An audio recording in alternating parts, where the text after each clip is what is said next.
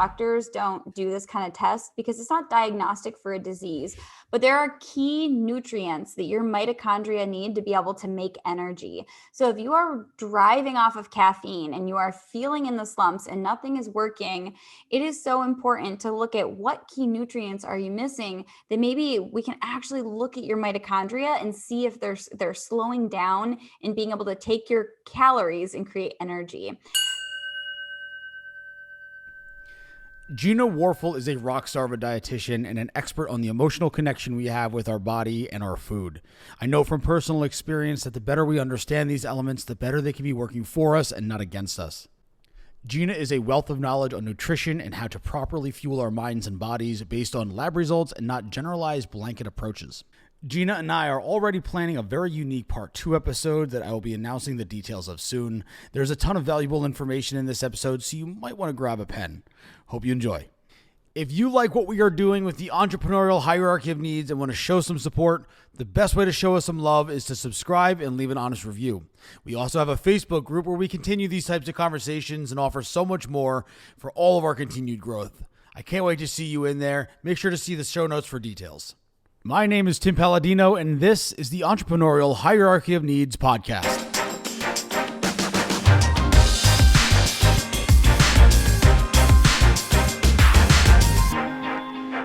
Hey, Gina, thank you so much for being here. We were just talking a second ago about assessing ourselves, right? And getting to know ourselves and really know what we're working with before we start doing the work. Right.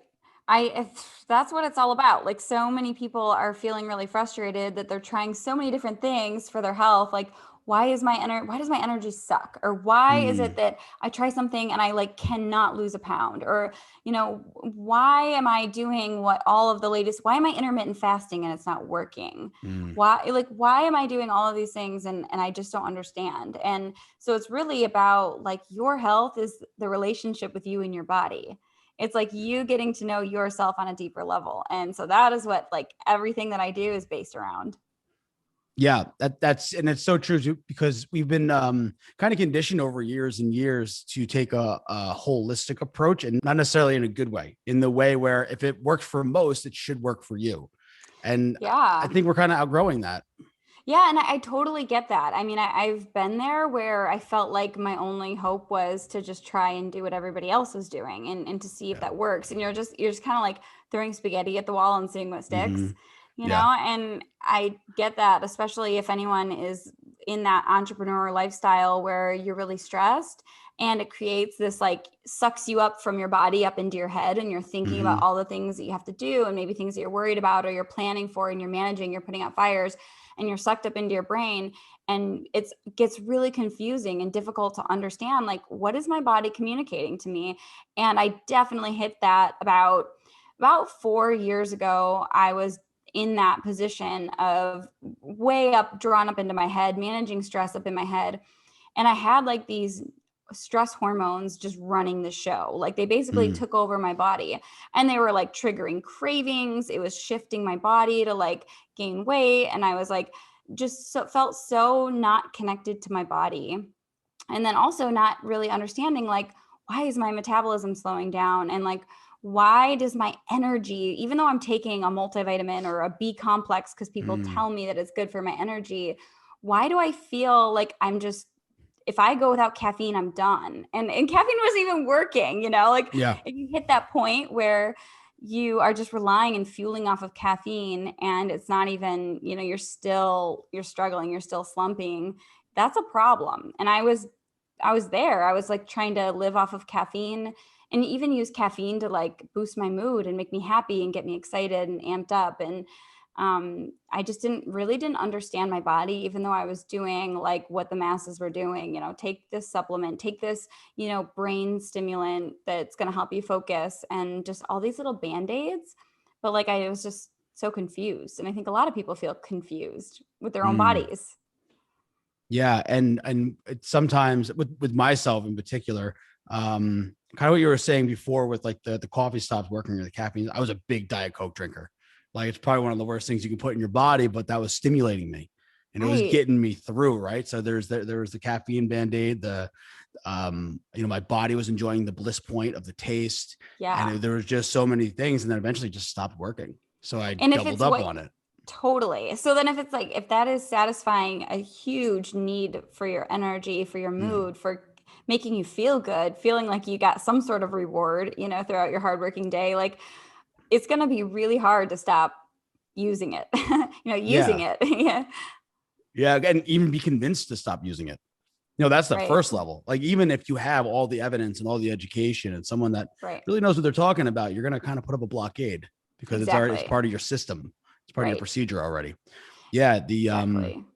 Yeah, it was really wild coming off of that, because so I'm just coming off another cycle of basically that, where there was a moment where I felt helpless because I was so much in the cycle of eating trash, and it was just for convenience because I was working hard, and I fell off again, and then Yeah. going from that to healthy. Even though I've done it a million times, I know what to eat, how to eat, all that stuff. Like, I went blank. Hmm. I was like, hold on a second. But, just getting back into the rhythm. Once you get that third step in, it feels so much better. And I have infinitely more energy. Up at 5 a.m. I was just telling you before, I'm training for a 5K right now. Yeah. And it's fun to get up now. Before, Yeah. it was, I got up, got coffee, and took a nap. Like, I'm Yeah. not going to lie about it. It just happened. I was down. Yeah, and if you're not wanting, like, let's say mentally, like I should eat healthier, I should lose weight, or I should do all these things, and you're not doing it. A lot of the time, it's like actually doing the deeper work of like, what's the benefit of me not eating healthy? Like, what am I satisfying right now? And a lot of people find that like their stress is so through the roof that they have these survival hormones that are driving them to eat like carbs and sugar Mm-hmm. because your body wants to feel like it's safe. We want to feel like we need a reward.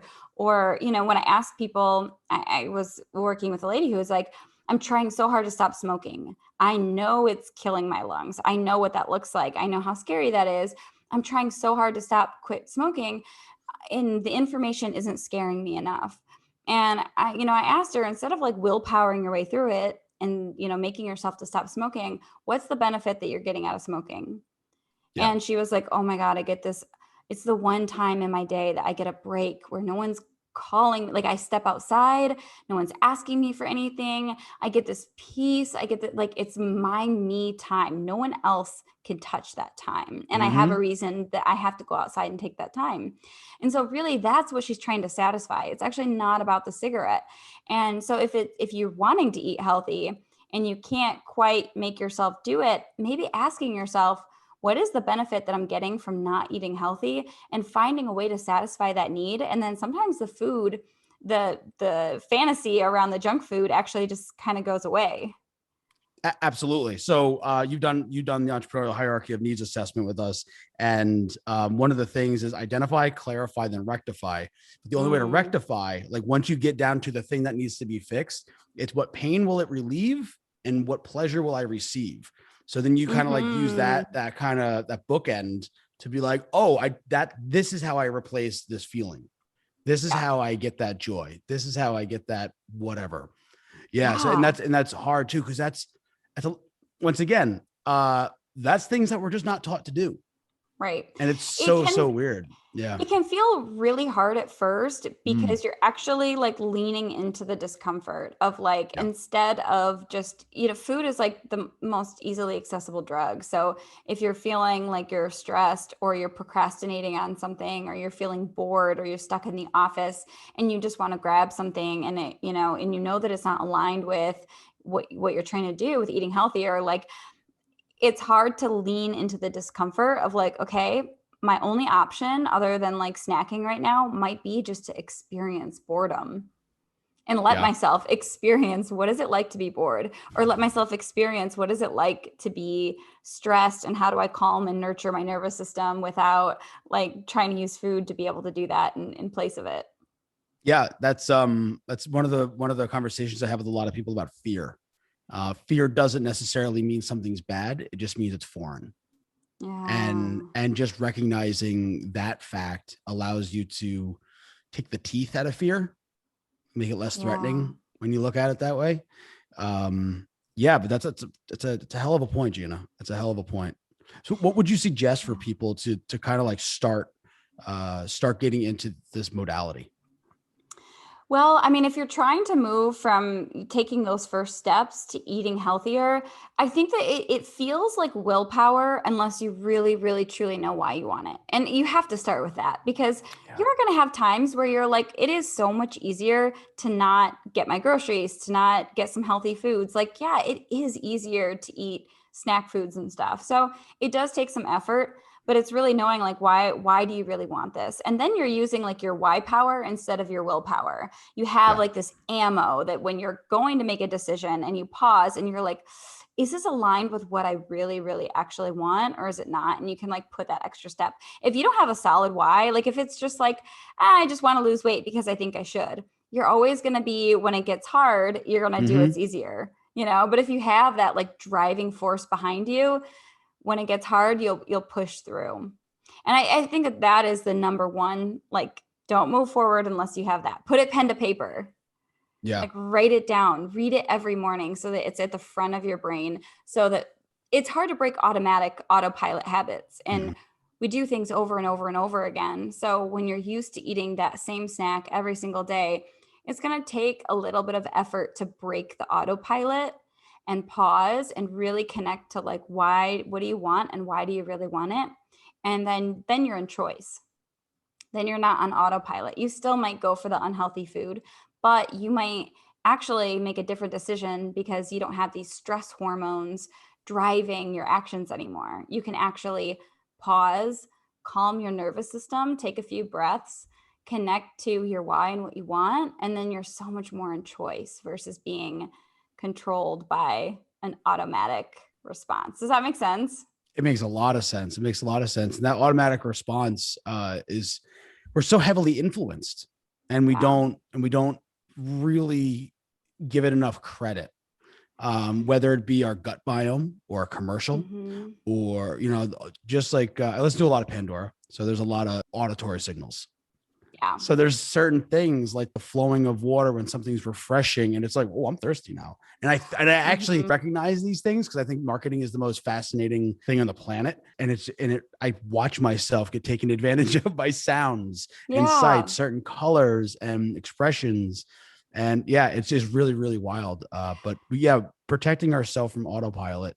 Well, Uh, and what is so fascinating is if you can understand this one basic concept, you will have so much greater understanding of your body and have so much more compassion for why you maybe don't always feel in control of your health.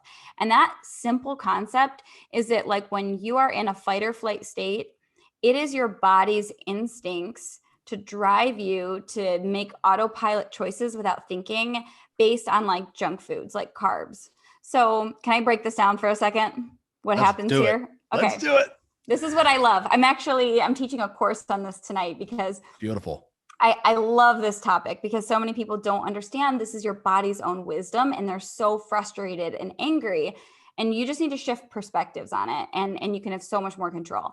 So, what happens is anytime your brain perceives that there is a stress, and maybe it is an actual, real life stress. Maybe you have a family member who's sick, or maybe you have a lot to do throughout your day, or you're getting emails, or you're getting texts, or you're getting like whatever's happening. If your brain perceives that there's a stress, it turns on this whole cascade in your body that is your body's innate wisdom to protect you for survival. So like if you were a caveman running from a wild animal and it's like, oh my gosh, there's a stress, it turns this mechanism on and it shifts your body's whole physiology toward protecting you for survival. So we're not really running from wild animals anymore Mm. typically, but our brain still perceives that there's a stress.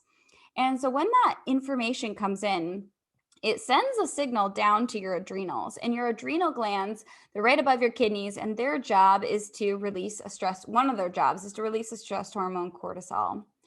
And cortisol is that fight or flight hormone. And so you might just feel like wired, or you're in your zone and you're focusing all day and you're going and you're going. You might not even realize that you're just like revving up stress hormones. And so Mm. stress hormones, its job is to basically do everything survival. So your heart might start beating faster. And if you know anyone who has a lot of stress and they have high blood pressure, Yeah.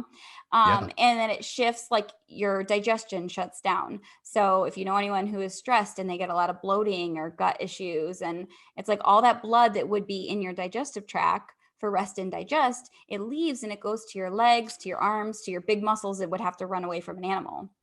So Fascinating. a lot of the time we get bloating, digestive issues, acid reflux with stress. And then some other key pieces is that it's going to really completely slow down your metabolism. And that's a really good thing, because if you were in a survival state, it wouldn't be a good idea to lose weight, right? Yeah. Yeah. And that cortisol will actually change what area of your brain is working. So we have like our prefrontal cortex in our brain that gives us willpower, good rational thinking. A day when you wake up and you're like, I'm going to eat the salad today, and it's easy to do. Like, that's your prefrontal cortex. But as soon as that brain interprets that there's a stress, your prefrontal cortex dulls and your amygdala takes over. And that's like your Mm. fight or flight survival brain. And its job is to dull your willpower, because it's not a good survival mechanism to eat salad. It's a good survival mechanism to get calorie rich, carb rich foods for quick energy, dense energy. So we like go into like this animalistic mode where we're like sabotage diet plan. And it creates this like automatic response. And so most people, where they go wrong is they try to use willpower. And what's stronger than willpower is our body's own instincts, right? Our Mm. animalistic instincts. That's stronger than willpower because it's survival. Yeah. So then people give in and then they beat themselves up and they're like, dang it, why did I do that? I swore I was going to like eat healthy now. So the key here is not to keep falling for this trap and to go into the same cycle and to try to like head to head willpower your own instincts. Instead, you want to use techniques to calm your nervous system, bring those stress hormones down so that you're a lot more resilient when things are going on and you're not in that like animalistic like state. Then all of a Mm. sudden cravings naturally come down. You're using your prefrontal cortex. You can think more rationally. You have better willpower. And you're not like being controlled. A lot of people feel like they're being controlled when they sabotage their healthy eating and they just can't do it. Does that make sense? It does. It does. So hold on. Let me like I'm gonna say it back to you to see how much of this I actually got. Got it. No, not in exactly all those terms, Yes. but it sounds like your body, when you get a stress response, your body kind of triages blood to protect the larger muscles, so their ability to respond to what's happening get filled. And then when your Yeah. stomach and everything else Yep. kind of loses its ability to function as it normally would, and Yeah. then we start getting wrong signals.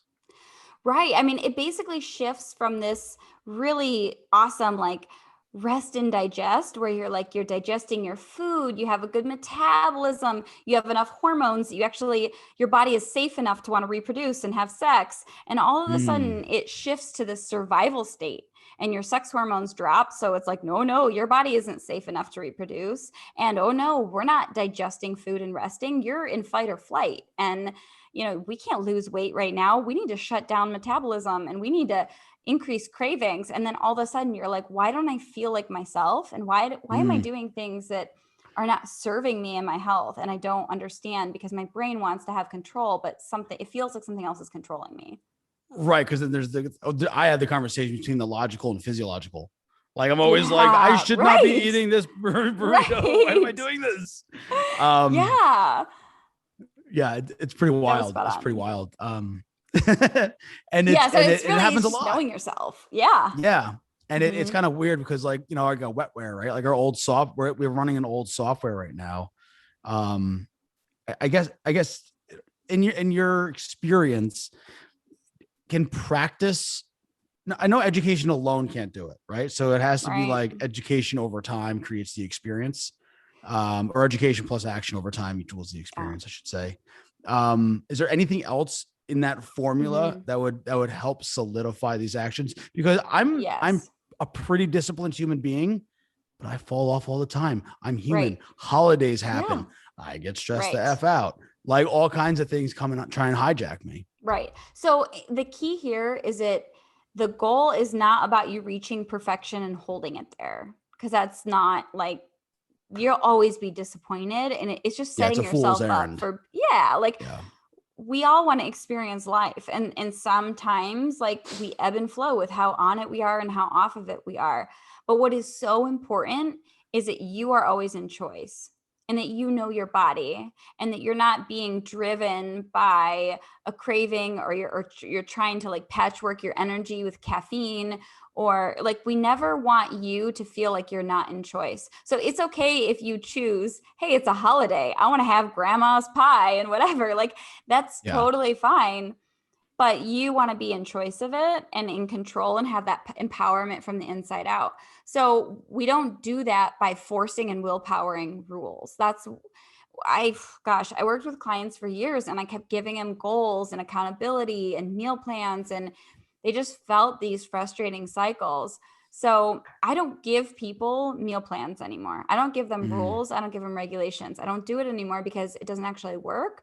What I do is I train them how to listen to their body and what it's communicating. So when throughout the day, they're learning how to calm their nervous system and connect and get curious with their body. So what I encourage everyone to do is see yourself like a research project before you start bashing yourself and shaming yourself. Beautiful. It's like we all are, it's your innate instincts. Like, come Yeah. on, let's not bash your instincts, and so it's really like looking at yourself as a research project. Like, okay, let me see what's going on here. Let me figure me out. What are my patterns? What are what are these things that are triggering these responses in my body?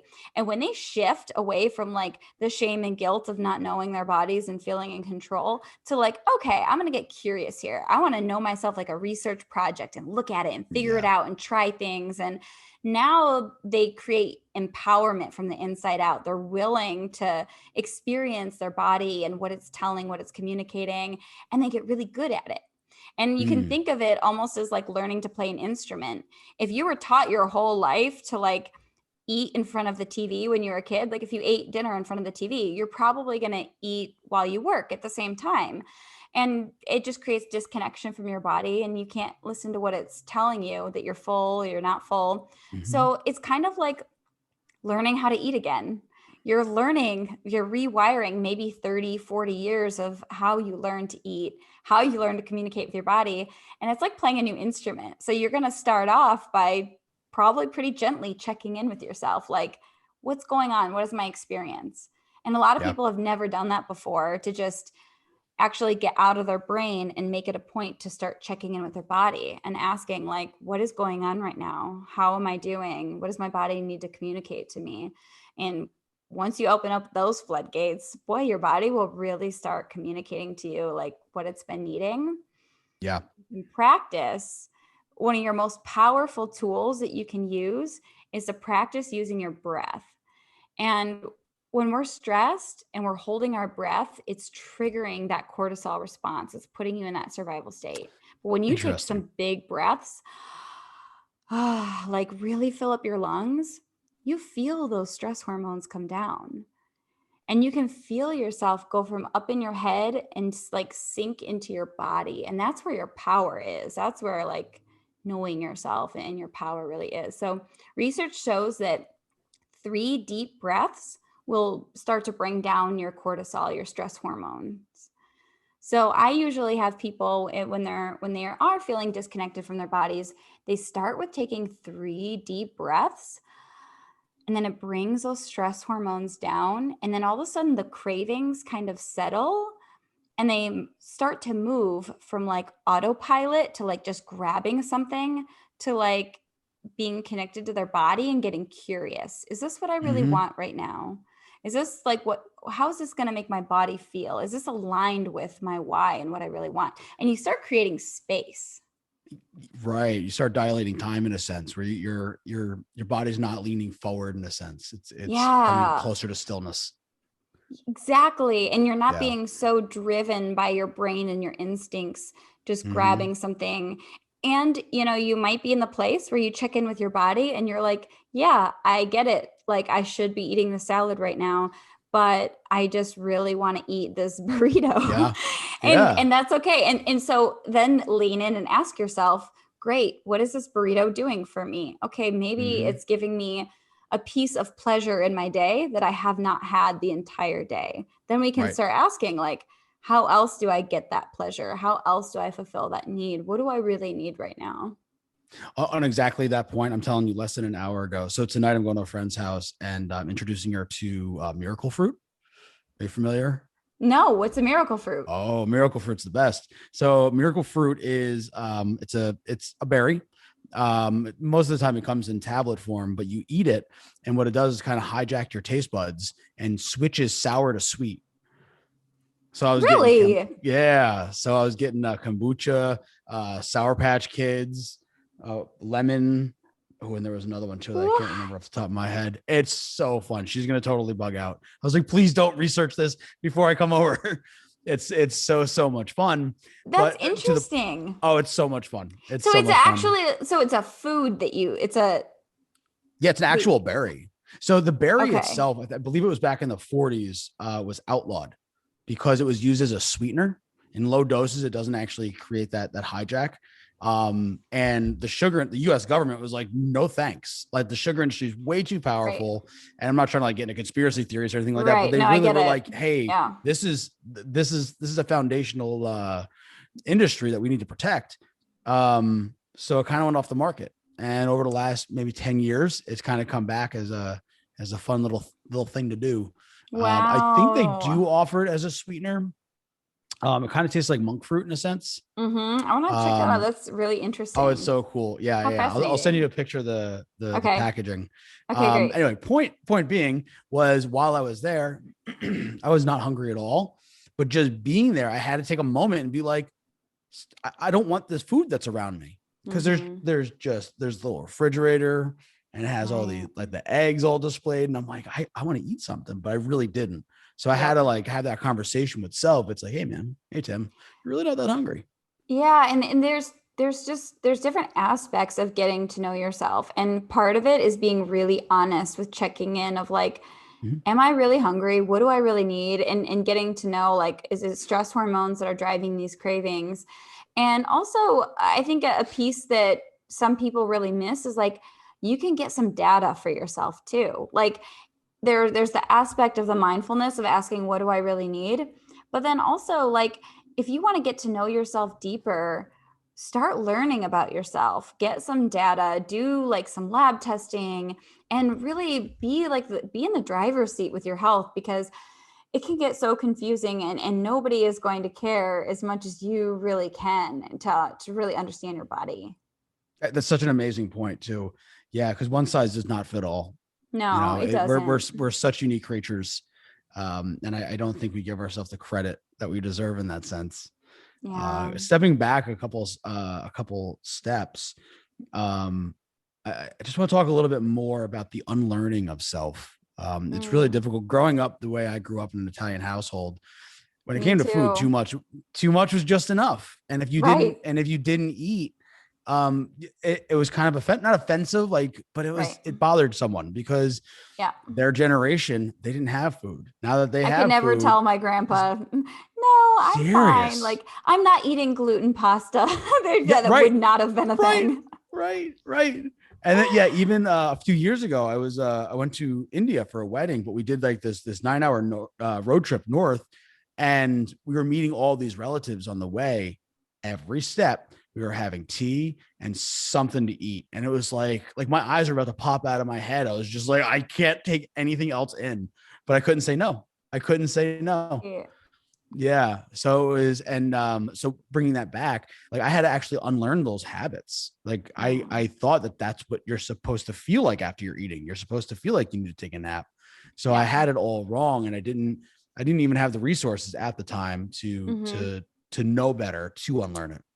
And that's some people, they read an article on like, oh, well, I heard that, you should only, do this or eat that or intermittent fast. And and then they're really struggling. And it's like, well, how many years of your life have you learned how to do that? And let's say you're 2 years old and you're not allowed, or 3 or 5, and you're not allowed to leave the dinner table until you're done eating, until your plate is completely empty.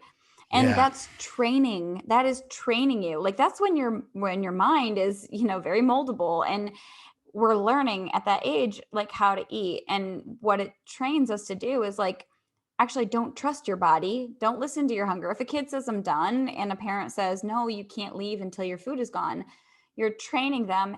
Don't listen to your hunger. Use your eyes to watch all the food. And when the food is gone, that's when you're done. And so many people beat themselves up, and they're like, oh, I'm so bad with portion control. I just can't stop. Mm-hmm. And it's like, yeah, you learned that probably when you were 3. Yeah. And then that was it throughout life. That's how you learned. And so that doesn't mean we want to keep that habit, but it can take dedicated practice. So when people say I'm not good at it, it's like, yep, this is a new skill that Of course, you're that not has good to at be it. practiced. Yeah, of course you're Yeah. not good at it. Yeah. And you actually need to dedicate, like, this is my mindful eating practice of where I'm going to practice eating, checking in. And it might not look good at first. It might be really hard. And it's just a practice that gets better, like learning how to play an instrument. And I think that that's the thing, is actually dedicating time to say, like, this is my practice. It's a skill. I have to sharpen that knife. Yeah. Yeah. And even tracking, as much of a pain in the ass it is, that's the only way you can truly be objective. Our memory will fool us. It'll be clouded by what we want it to feel and think. But if we actually have, hey, this is what I've been doing versus this, and these are the results that coincide with it, Yeah. that's truth. And then we can't even argue with it, because then we're Mm-hmm. seeing, like, every day for the last 2 weeks, I've been weighing myself in the morning. And even though it sucks to go to the gym in the morning, I'm seeing results, even if they're small. Yeah. And it's empowering me. So it allows you to do the harder easier. Yeah, and I think it's just having the mindset that all of this is practice. And it's like prepping for game day. So I love to have people actually practice Hmm. calming their nervous system and connecting their body in the morning, and that helps them prepare for cravings in the afternoon. If you're waiting until game day to shoot your first basket, like, you're going to suck at it. It's not going to be good. Hmm. So a lot of the time I You're off the ask team. people, yeah, you're off the team. So when it's every once in a blue moon, one of my clients come to me and they're like, I don't know why I keep giving into my cravings, or I keep overeating. And I'm like, how you doing practicing, when it's not game day? And they're like, ooh, I'm not. And then they get back on practicing, and it's like, okay, I can do this. And it's like a skill that you're learning. Yeah. And another like weird paradigm shift that I had personally is, and this is actually something I teach time types. I'm not going to get into that right now, but like what we do normally is think about a day, not all the moments that take up the day. So because of that, we don't treat the day as if it has moments, and we don't take these micro decisions, and we just barrel roll through, and we Yeah. just cling to whatever is normal. Right. Yeah. But it's a wild, wild world. It's a wild, wild world that we're trying to learn and unlearn. Do you think that Yeah. there's any myths when it comes to what is healthy and what is not healthy? I was having a Mm. conversation about this the other day, and like the things that come to my head, and that's I guess what's healthy and what's not healthy is I guess a matter of who you are. That could be one thing. Right. And so for instance, like green bell peppers, if I eat too many of them, my body aches. Apparently they're inflammatory. I would have never thought about that. I'm like, they're Some people green, are let's go. sensitive, right? Yeah. Yep. Yeah. Yeah, that's such a great question, and it brings us back to knowing your body. And I just this morning, I'm on a group text with some dietitian friends, and one of them sent out a text and was like, "What do you guys think about this debate on caffeine and coffee? And is it good? Is it bad? One minute you hear it's great, one minute you hear it's terrible." And I think that where it gets confusing is there are certain gene types that when they do gene testing, coffee is actually protective against cardiovascular incidents. Mhm. But people with different gene types could be neutral, or it could be negative. It could actually have an adverse effect on cardiovascular health. So that's where people are like, is it a myth? Because I hear this, I hear that, and I'm hearing different sides of it. Who is right? And sometimes there is that. Sometimes there's just like, that's not true. But a lot of the time it gets confusing because we have different sensitivities. We have different makeup of our gut microbiome that reacts to our food differently. We have, our immune systems might react to foods differently. We have different genetic types that do influence how we eat and what our bodies do based on that. So it does make it confusing. I think sometimes it's doing your best to like look at what is the current data out there and, find resources that you know and that you trust, and wait until they get excited and share about it on their stories. Yep. And then Absolutely. And then do the best to get to know your body. This is really about you knowing your body. Yeah. I know. I think it was 23andMe back in the day. Yeah. They offered, I can't remember exactly what it was called, but there was predictive health risks, I think is how you would say it. Mm-hmm. And I think they've since stopped that, but I think they're starting to reintroduce it. Mm-hmm. Are there any measurement tools or anything like that that you could suggest? Yeah. So it depends on what you're looking for. So one of my favorite labs that I really love running is it helps you dial in your nutrients. And this is really important because I love this lab because doctors don't do this kind of test because it's not diagnostic for a disease, but there are key nutrients that your mitochondria need to be able to make energy. So if you are driving off of caffeine and you are feeling in the slumps and nothing is working, it is so important to look at what key nutrients are you missing, that maybe we can actually look at your mitochondria and see if they're slowing down and being able to take your calories and create energy. So that's a really great way to know your body. We need so many of these nutrients to protect our DNA, for our bodies to function, for our mitochondria to function. It's just a really great way to dial that in. So there are ways that you can test like your mitochondria. And then like you're saying, like any kind of labs are always really useful. Get at least get your basic lab panel from your doctor so you can see like, how am I doing? Do I have some high inflammation? How do I control my blood sugar? And you can start to be your own detective. Genetics can be really helpful.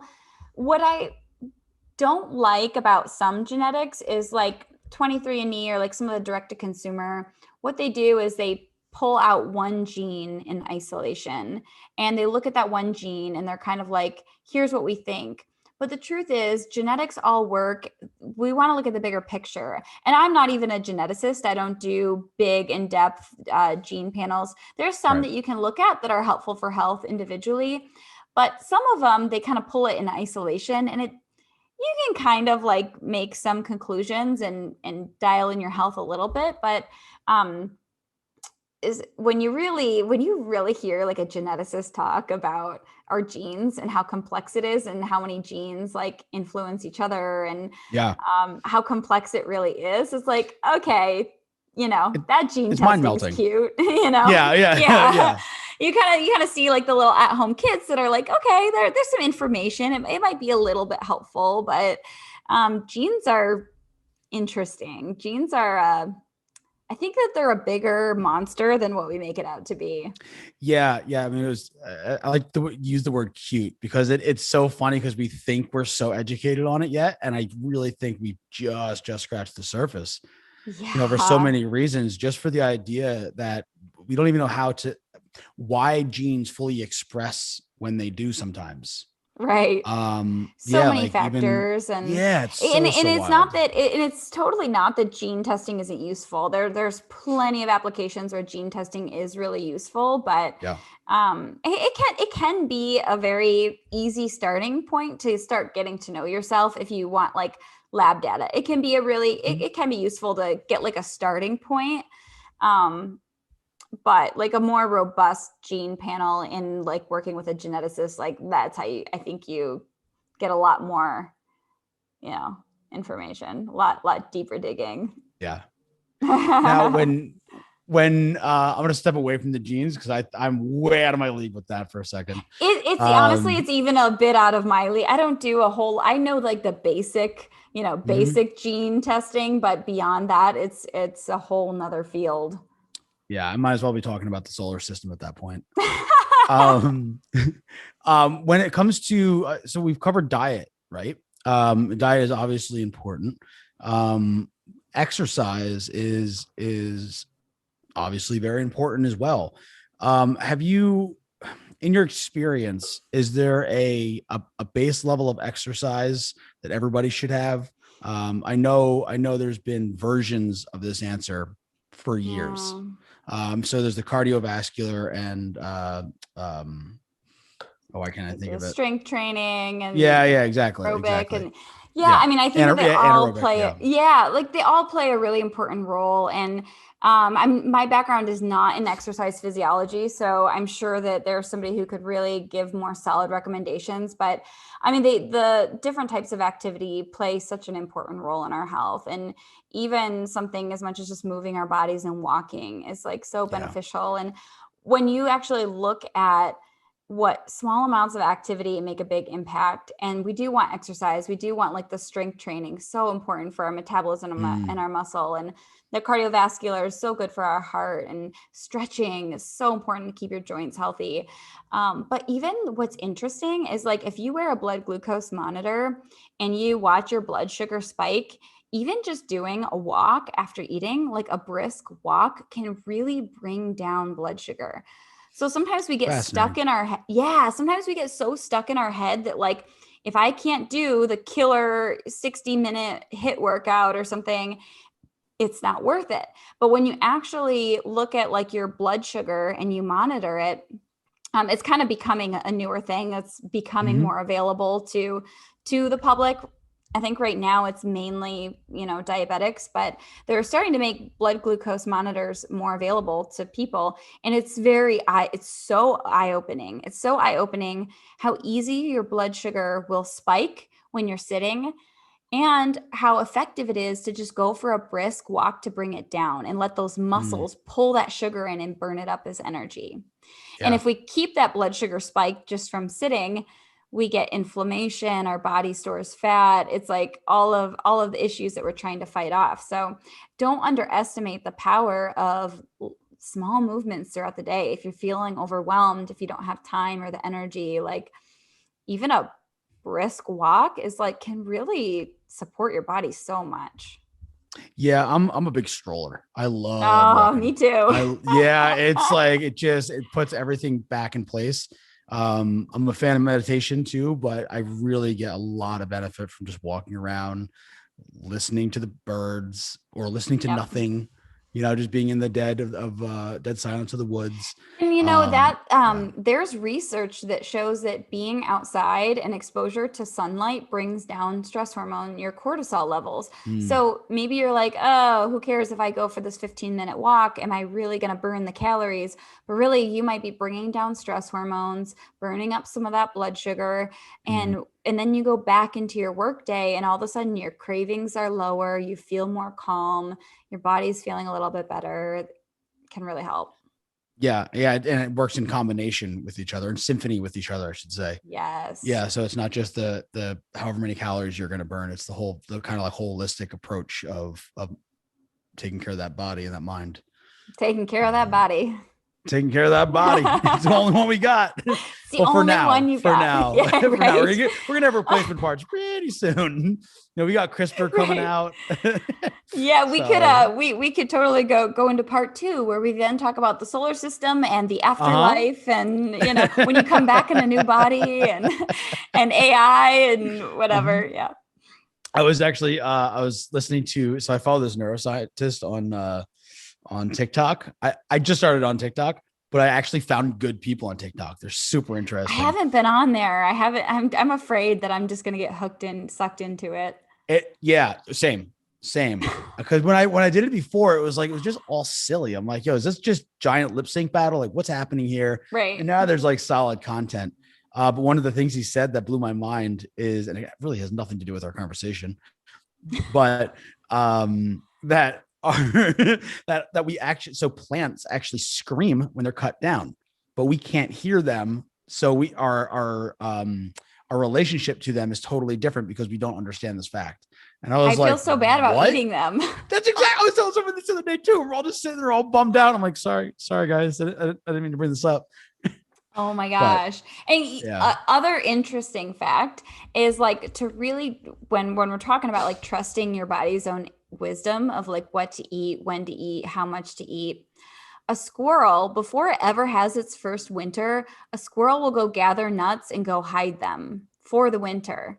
And if Hmm. you think if that squirrel was logical, like just like we do with ourselves, like I shouldn't be eating that because somebody told me, and we disregard what our body's telling us. Like if a squirrel was like, this doesn't make sense, I can eat nuts anytime that I want, they're all here, it would actually die. Like it would go extinct. Yeah. So it listens to its own instincts to go hide all the little things that it gathers. It's food for the winter. And so like all animals have that wisdom, and we have that wisdom too. We just learn to not trust it because we're like, oh, these rules tell me to don't eat that. And so, anyways, I know that we don't all, we're not all like nutrition experts, and it's okay to use resources, but maybe give yourself a little bit of credit too for leaning in and listening to your body's wisdom.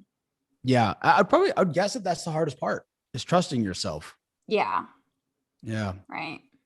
Yeah. Right. But sometimes we form the wrong concept of trust. We're triggered off of stress Mm, hormones, and then we give in and we're like, I don't trust myself. And it's like, well, of course you don't. true. You're fighting your body's own instincts. It's like our idea of trust is actually wrong. When you Yeah. relearn, like, oh, my body's actually trying to communicate to me. I have a food craving because my body is communicating to me that we need something. Hmm. Then you're actually building trust in a whole new way. Yeah. And, extrapolating that even farther, sometimes like, I'm almost 40 years old at this point. And when I was 18, certain things worked a lot better. So, you know what I Right. mean? I could get away with a lot more. So the trust I had for myself was slightly inaccurate. Right. Yeah. It's a different ball game. Yeah. Yeah. Totally. Um, so is there anything new that you're learning that's just totally driving you wild? That's just super fascinating. Mm. I was saying before that you're one of the very few people that I get value from in social media. And I Oh, just thank totally, you. just totally geek out. And I don't even know what the hell you're talking about half the time. But I'll watch your charts and I'll listen. I love geeking out on things. I think some of the funnest things that I love learning about is there are certain foods. This could be a whole other topic for another day, but there are certain foods that will speed up or slow down our body's detox, which is just so interesting that Oh, wow. you can look at different compounds. I was looking at a chart this morning of like different compounds in different foods that will speed up, your liver's detox or slow it down. And it's so cool to actually see studies that show that these foods do that. And it's so amazing to see the power of what food does, that you're like, doesn't matter. Why am I eating this broccoli? And you can see that it actually is speeding up your liver's ability to detox certain things. And you start to see the power that like food is medicine. Yeah. And um what else was I recently learning that I was like, oh wow, that's so cool. Gosh, just I love learning more about mitochondria. One thing I recently learned that is so fascinating. I love learning about mitochondria because those are the powerhouse of your cell. They take your food and they create Mm-hmm. energy. And what's so cool that I didn't know about these mitochondria is this isn't really a useful tool. You can't do anything about this, but here's just something interesting that if a cell is struggling and its mitochondria is struggling, another cell can come over and actually release from the inside of its cell, release its own mitochondria and give it to another cell to like help that cell survive.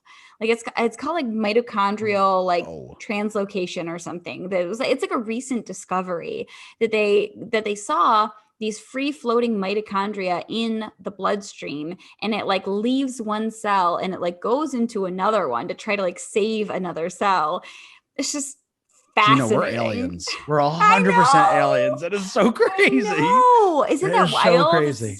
It's the signaling that's happening in our bodies all of the time, and the nutrients that can actually make things happen in our bodies is it's so beautiful. It's amazing that our food can really be medicine.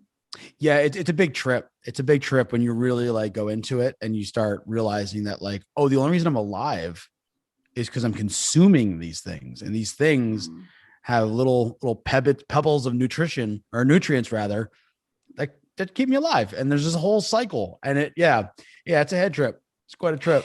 Yeah, and I mean, it's always fun to learn more about what's coming out with the gut microbiome. Like there's so much, that's the solar system. There's so much uncharted territory there. Yeah. But to see like what types of foods bacteria will ferment to create these little messages, Mm-hmm. and then they send these little messages up to our brain and then tell our brain what to do. So Yeah. it's so interesting that now they're like considering the gut maybe as the first brain, because it's actually creating messages in your gut to go up to your brain. And so just all of that research that's coming out is so interesting. If there's anything that you could do to influence that, eat a good wide variety of vegetables. Try and get in lots of different ones, and you're going to create lots of different types of like messages in your gut, good messages from those bacteria. That's cool. That's Yeah. cool. Yeah. So what's your take on multivitamins? I've been dying to kind of get someone's real thoughts on this, not opinion. Quality does make a difference. So when you go to your doctor, and this is what most people do, they go to their doctor and they're like, what do you think about multivitamins? And their doctor's like, you pee most of it out. It doesn't really work. And so like a doctor's specialty is not to look for quality vitamins, because they're saving lives, right? They're trying to like save people with medications. So, and I do agree with that if you go to your local, not saying any names, but like you go to your local generic store or grocery store and you buy your multivitamin, it's not their specialty, and they're going to be cheap vitamins, and you might pee some of them out. And some, in fact, can actually be harmful to your body. Sometimes people come to me and they're like, hey, this is what I'm taking for supplements. What do you think? And I'm like, yeah, no wonder why you're having gut issues. This form of the vitamin is cheap and it's irritating to the lining of the gut. Or this is not based on, what you want, and it's probably actually making your anxiety worse. And so I think that there's a big issue with low quality vitamins, and one, them not being effective, and two, sometimes actually being harmful. So I like to think of it as like a moving target. So you don't want to just blanket statement supplements. Everyone should be taking an omega-3. Well, let's take a look here, because you don't know what my omega-3 levels are. I don't know what your omega-3 levels are. So we can start to investigate. So when somebody says, should I take an omega-3? First, I might start off with looking at like symptoms and say like, or lifestyle. Are you eating salmon or sardines? So, some of the best sources of omega-3s. Are you eating those at least 2 times a week? If their answer is no, I can pretty much guess they don't have good omega levels. And if they're willing to work those foods in, cool, let's work those foods in. If they're not, I have plenty of people who are like, salmon and sardines, it'll never happen for me. Okay, you might be a really good candidate for a fish oil.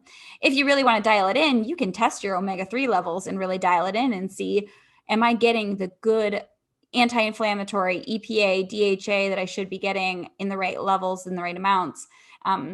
So labs are always helpful to dial it in, but I understand not everybody wants to do labs.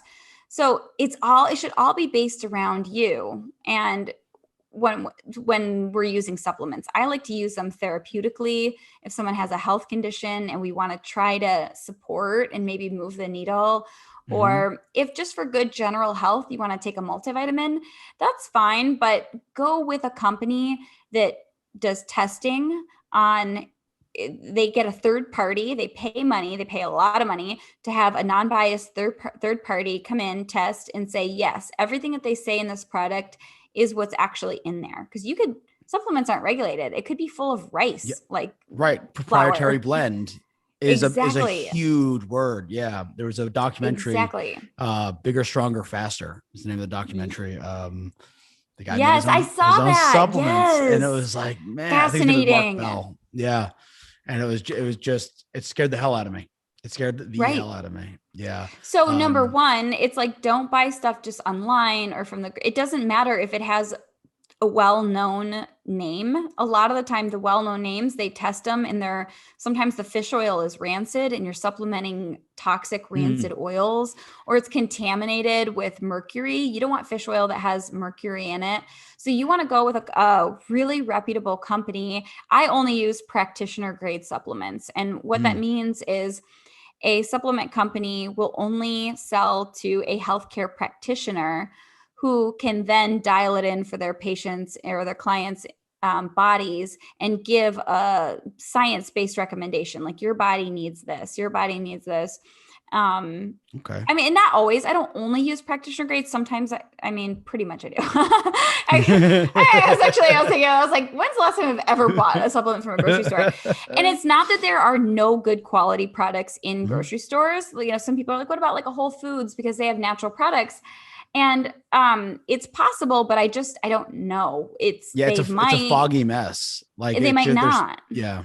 Yeah. So I only work with companies who like they actually do testing and they show that yes, we are approved that what is in here is what we say is in here.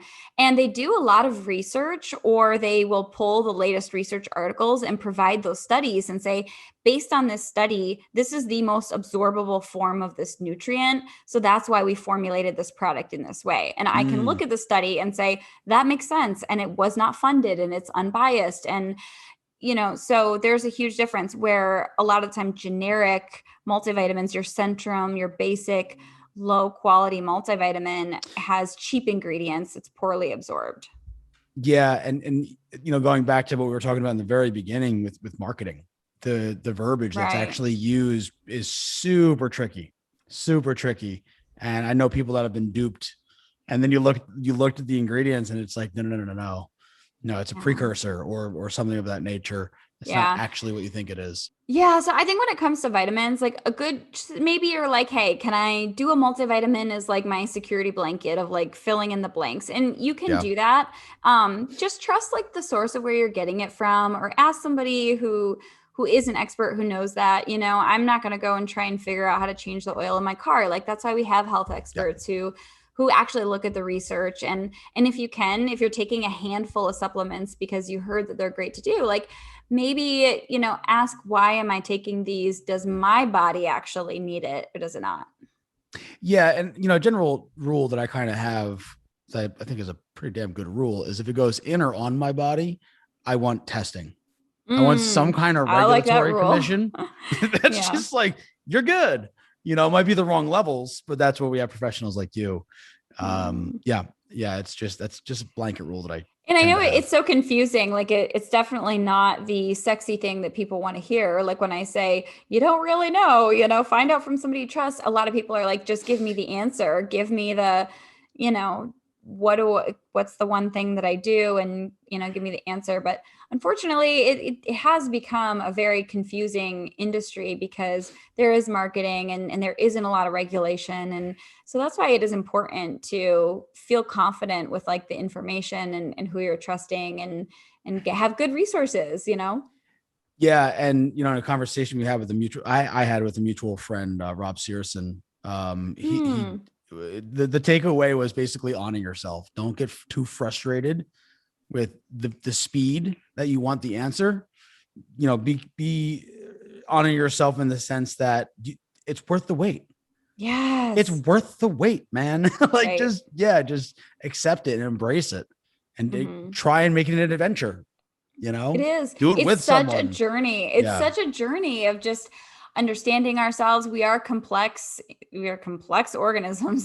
So seeing it is you don't have to have every answer, but you are your own research project. And the more that you know, the more in control and empower you can be over your body Yeah. instead of just guessing.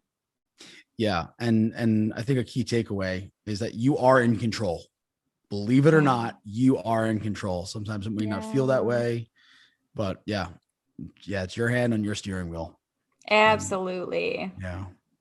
Cool. Mhm. Any final thoughts? I mean, I loved what you said. Just to wrap it up, is that you really are in control, and you have a right to know your body and find that power that you have inside yourself, and that's where you find that power. Like you have power in knowing yourself and know yourself from the inside out, and taking the time to pause and embrace those quiet moments where you can listen to what your body is telling you and getting curious and asking, why am I getting cravings? Why am I sabotaging my diet? Why is my energy off? And really getting curious with your body and then getting support when you don't understand, and you have a right to know your body and Yeah. feel confident with it. Yeah. Don't quit. Don't quit on yourself. Don't quit. Don't quit. Don't throw in the towel. Don't go into one this. doctor's appointment and where they say, you're fine. We don't know, you're fine. I see so many people who are so frustrated where they're like, I feel like crap. I feel like garbage. But, I see my doctor and they're like, you're in good health. You're great. And they send you on your way. Like, don't take that as an answer. Like, don't give up, that you are your most valuable asset. Yeah. So to that note, when I was younger, I had major stomach issues and it was just always hurting. And I went to a gastroenterologist and he deduced I need to stop eating fibrous foods and stop eating broccoli. That was like his big thing. Stop eating so much broccoli. I'm like, okay. Well, less than a year later, I was in the hospital and I had to get a bowel resection with 3 inches of my bowel removed because what was actually happening was I had an appendectomy and the scar tissue had wrapped around and severed my small intestine. So he was just flipping through pages of a book. He's like, you're good, man. You're good. And I'm like, I promise you, I'm not good, There's sir. Something. Yeah. Wow. Yeah. Yeah. So I hope let that be a lesson to anybody. Don't just take everybody's when answers. if your body is telling you, if your body is speaking to you, like, don't give up, get more opinions, get more resources. Like, don't give up on your body. And I would even go further to say, especially when it comes to pain. Yeah. We all like the pain scale is one of those silly things. But we kind of we have to use the smiley face scale because no one's pain is relative to each other's. There's no way to be like, hey, does this hurt you as much as I do? There's no way to measure that. Yeah. And to also not let the little pains become the norm, like being tired. And we're like, oh, well, we're all tired. We all need caffeine, or like, these are things that your body's telling you that something's not working optimally. Yeah. And while we dump so many resources and things into making sure our businesses function optimally, like, you are your most valuable resource. And so if things are slightly off, like you're maybe you've been feeling depressed, or you're getting bloating, or you're feeling exhausted, or you're feeling like your metabolism is stuck, or you have brain fog. Like, all of these are things that, like, your body's communicating to you something's not optimal, and to not settle for that is like, that's just the norm. That's just how it's common, but it's not normal. Yeah. And you could feel so much better. Yep. And it's so cool on the other side. Yeah. And it's worth it. Yeah. Gina, as always, you blow my mind. I love having you here. I think there's going to be a couple more episodes where we go and conquer some more things. We totally could. We could talk about the gut and the solar system, and not the solar system, but and beyond. Yep. Thanks so much, Tim. Cool. I appreciate it. Thanks, Gina. Bye. Thank you again for joining us. And if you like what we're doing with the entrepreneurial hierarchy of needs and want to show your support, the best way to show some love is to subscribe and leave us an honest review. We also have a Facebook group where we continue these types of conversations and so much more for all of our continued growth. I can't wait to see you in there.